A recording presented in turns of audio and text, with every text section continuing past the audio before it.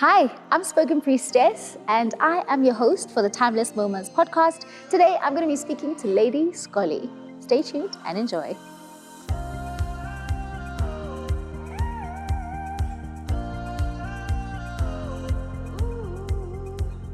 Hi, I'm Lady Skollie. I'm a painter from Cape Town, South Africa, and I'm currently showing the Groot Gat exhibition here at Standard Bank Art Gallery in Johannesburg.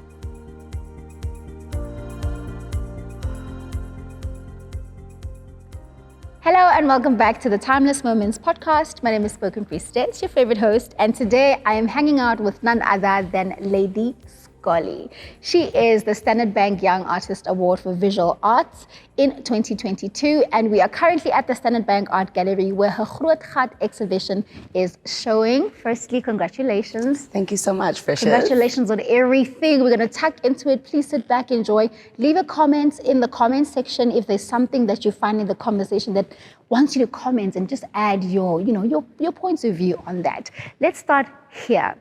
I've spoken to a lot of artists. They do a lot of exhibitions in their lifetime. It's been almost 10 years since your first exhibition in 2014.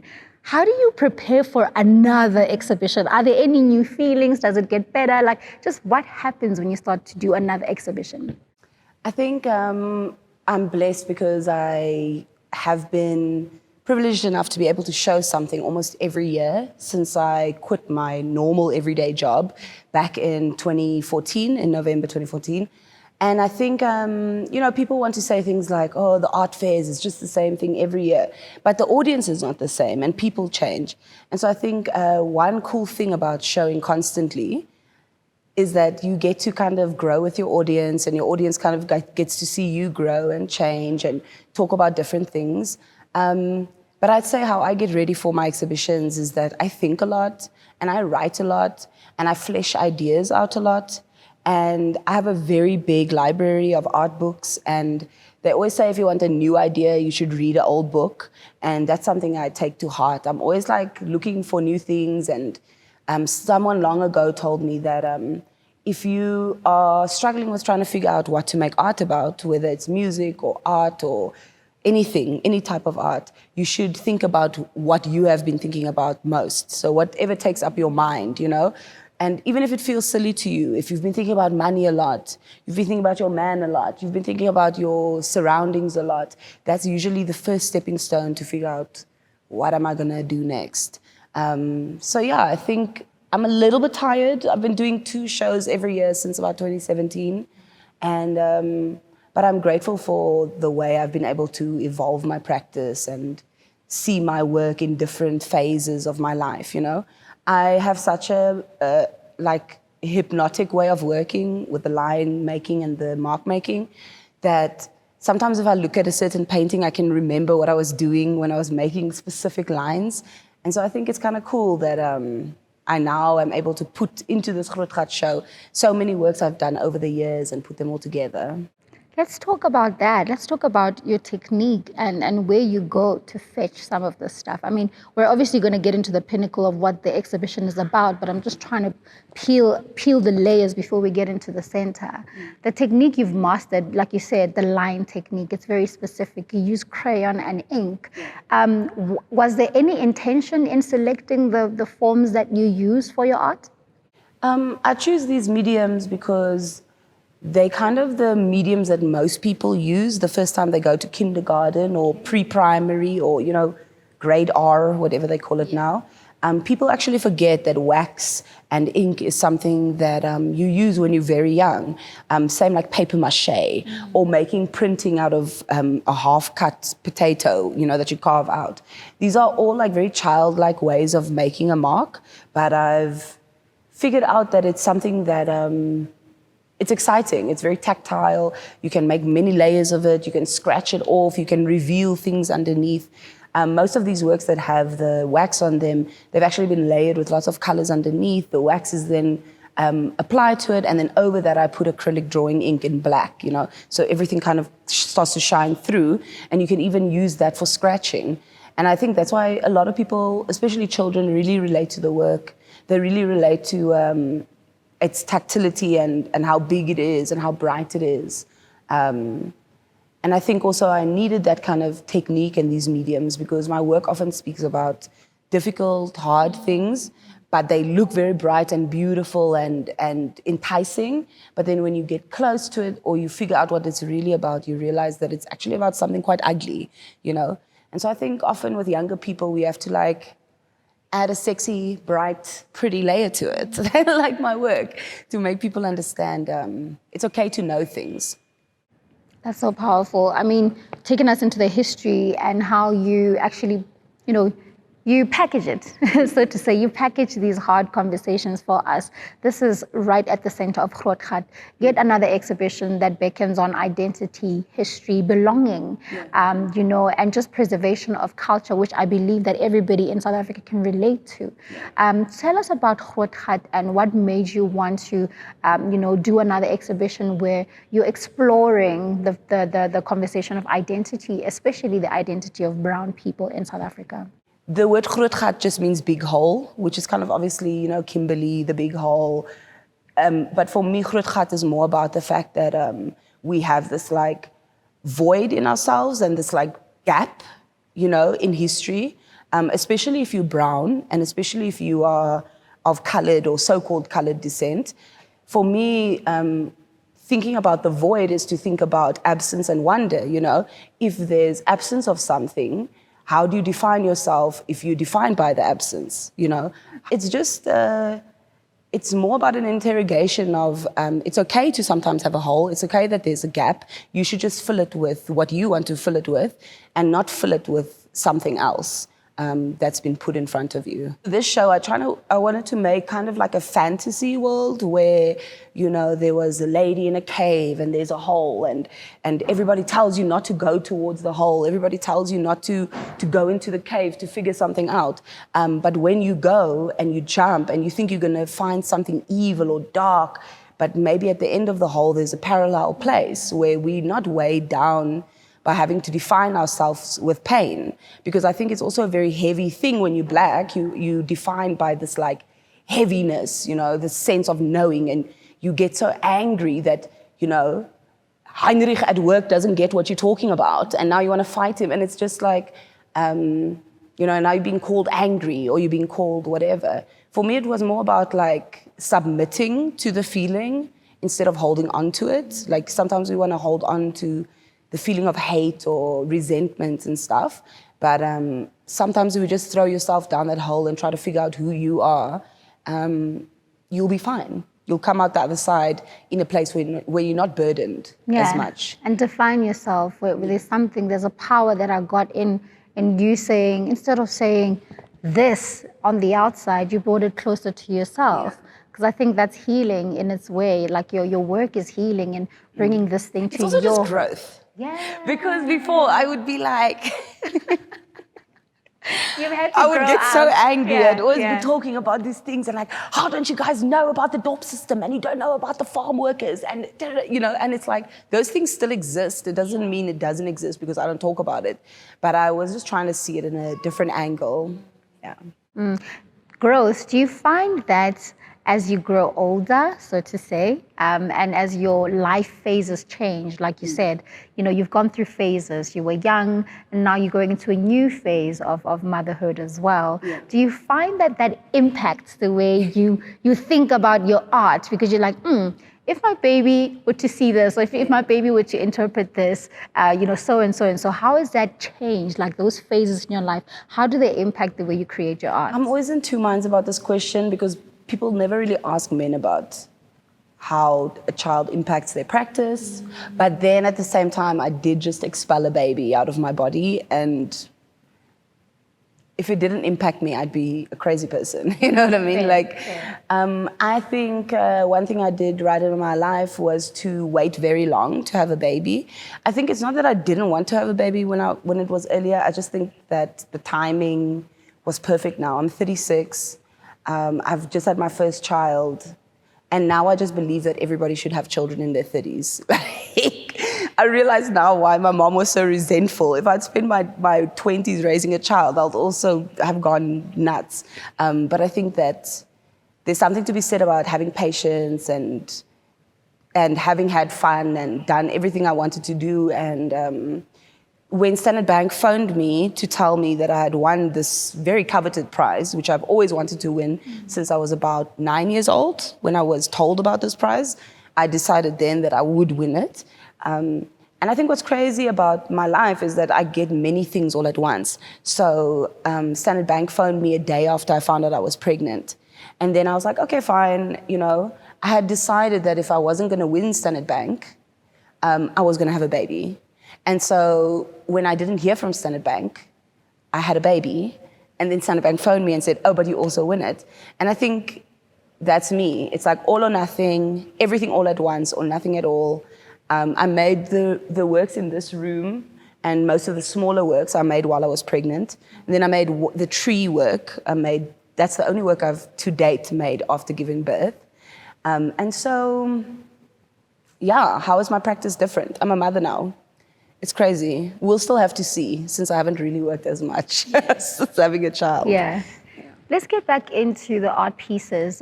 You know, you're bringing back the cave drawings, the Bushman cave drawings, and you're giving them life again. And I say again, because of erasure, because of the way also just the life has evolved. And there's an erasure that you speak of in your exhibition as well, of you want these things to be gigantic and you want them to be there and not so hidden and being, there's actually a piece, there's some pieces where it's in 3 and you know it keeps getting erased as you go down the line. You know, where do you get the inspiration to can I say embody? Because you know these are templates that have been laid, but you're doing your own version of it. But it still feels like you're taking me back there. You know, you take me to a place where I've never been, but I know what you're doing. So those 3 works, they're called Rub Us Out, because when I was young, my parents would take us to many places where there was cave drawings, so since I was a young child.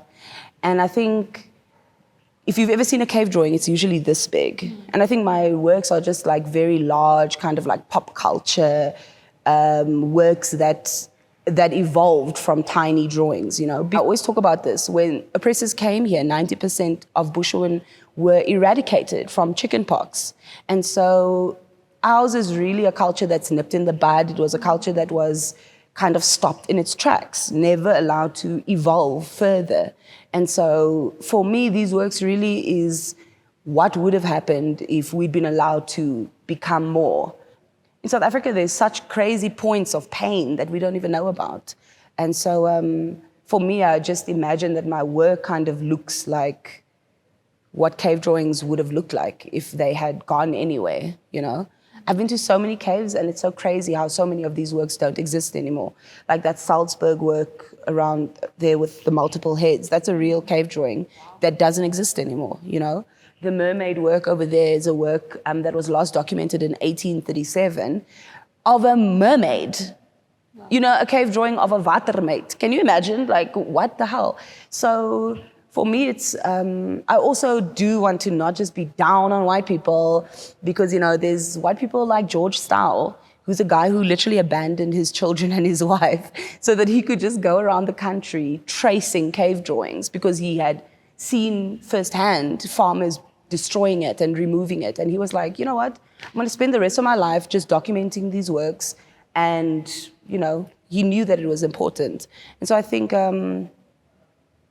yeah, I just wish my work makes people feel like it's something from the past that's here in the present. When you were speaking, I thought of the word icon, and we spoke about it offline. And I want to bring that conversation forward. You know, as I listen to your education, your dedication, and quite frankly, your activism comes through as well, your passion. Yeah, I wouldn't say I'm an activist. I would just say I do what an artist is supposed to do, and an artist turns a mirror onto society. And the things that is facing our society is definitely just violence and violence. There's a lot going on. There's so much violence. Fair enough. I'll take that. And I think it comes back to the labels thing where, you know, we have to assign people boxes in order to make sense of what they are or who we think they are. Yeah. But I wanted to come back to, you know, your being and your identity and how that comes through in the work. There's a lot of mystical creatures in the watermate is there.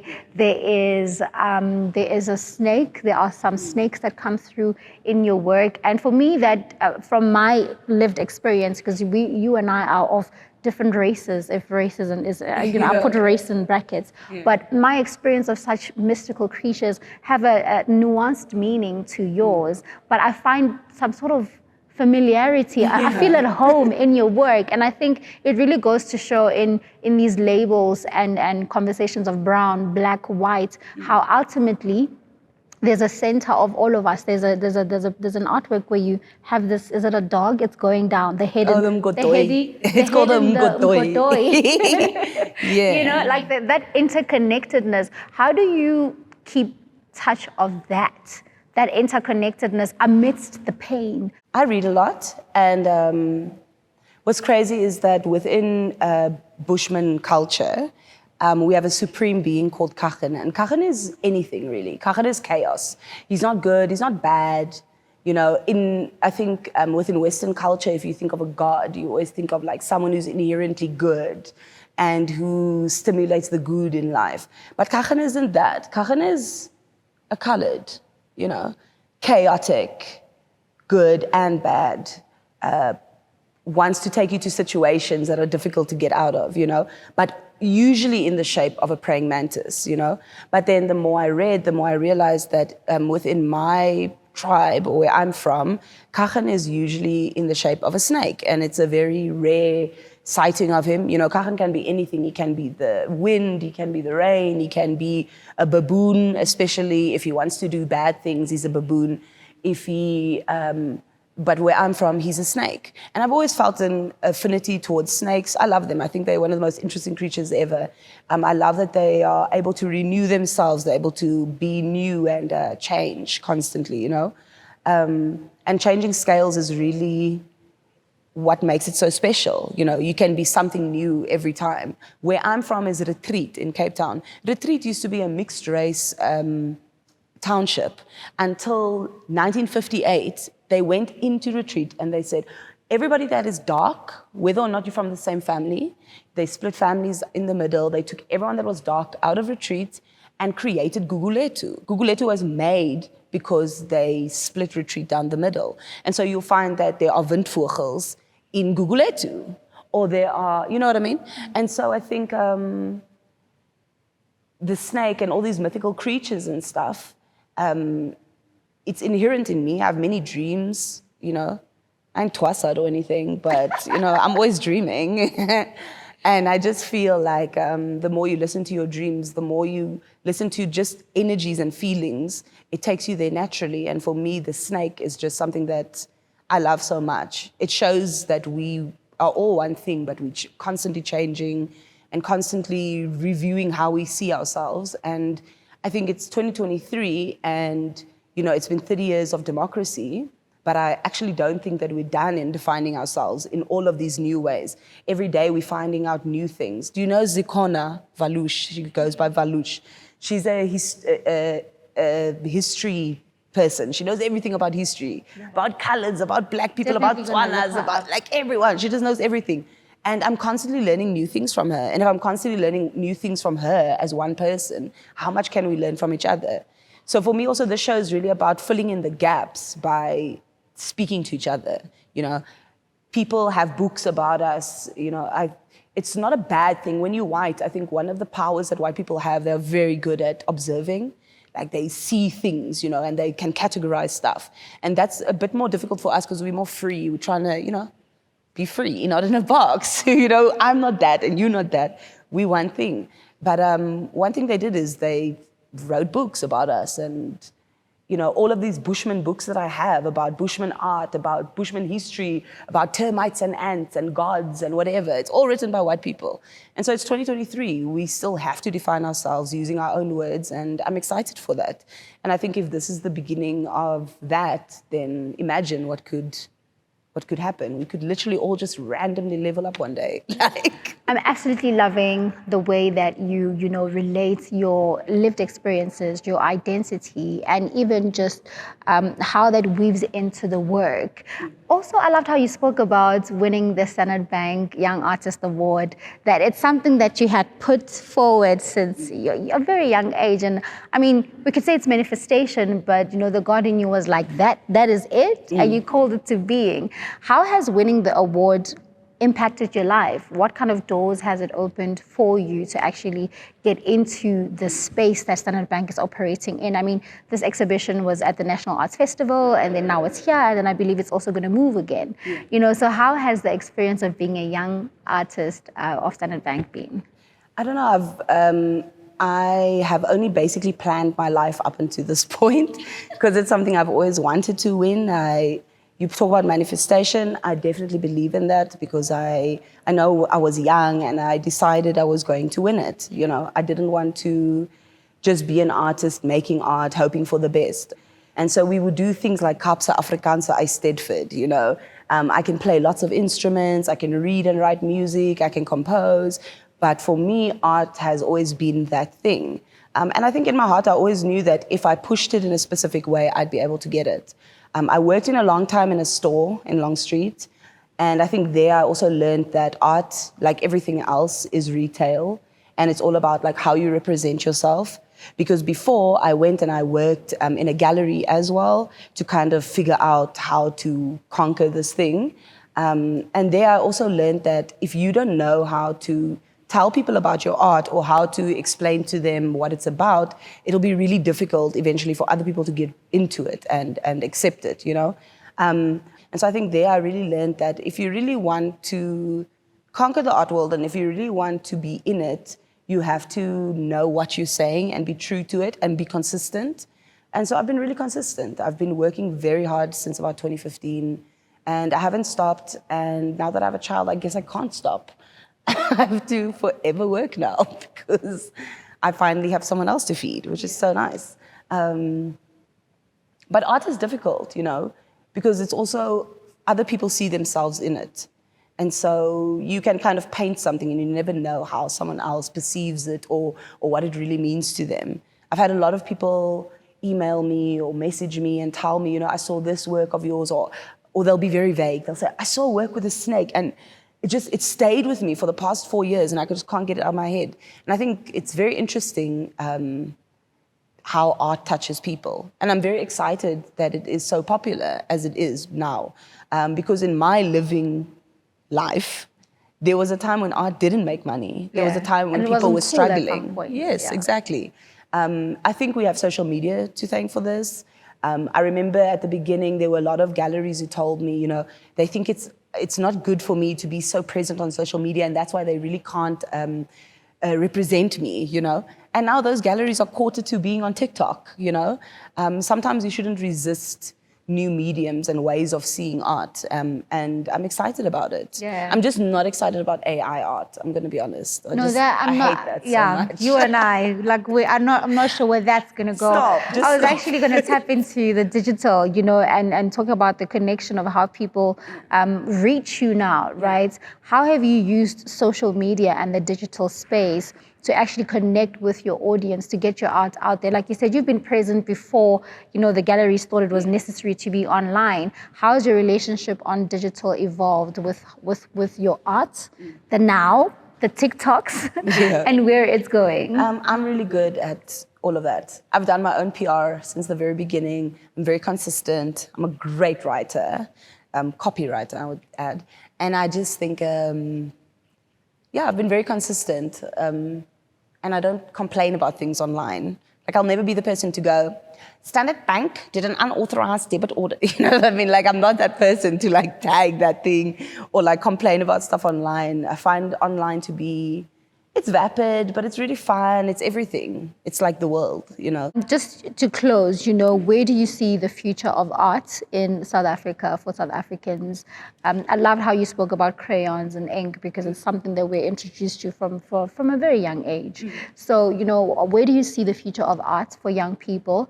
And the second question would be, yeah, and the second question would be, what would your words of encouragement to a young artist looking at you be, in the 2023? I think the future of art within South African context, it's definitely leaning towards a lot of collaboration. So I can imagine a lot of crossovers happening. Standard Bank, it was so great of them to allow me to have Morena Leraba here.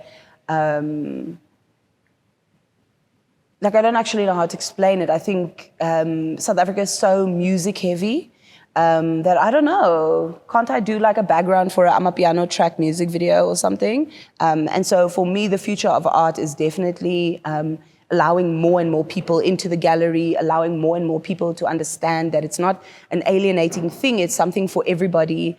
It's something where everybody can see themselves in it. And I think to come back to your question about how Standard Bank has allowed me to do certain things is that within the art structure, we also have to educate the new audience, right? Meaning children. And so Standard Bank's just been really open to me doing workshops and hosting things for children and talks, and that's really exciting, I think the European museum structure has been able to live for so long because they take educating children about the gallery very seriously. They take it very seriously because eventually we're going to die and there'll be a new wave of people, and those people won't be able to appreciate something they don't know. So, Lady Skollie, there is so much we can talk about. I feel like this podcast should be an hour. Like, there's a lot to unpack with you specifically. But this is where we're going to nip it. Do make sure you, again, stay in touch, comment, leave us your questions. We are still going to be having this conversation. And we're going to be having more timeless moments, conversations that you can tap into. Thank you so much for joining me. Congratulations on everything. Thank you so much. So proud of this work. When I grow up, I want to be Lady Skollie. Thank you so much for watching. Until the next one.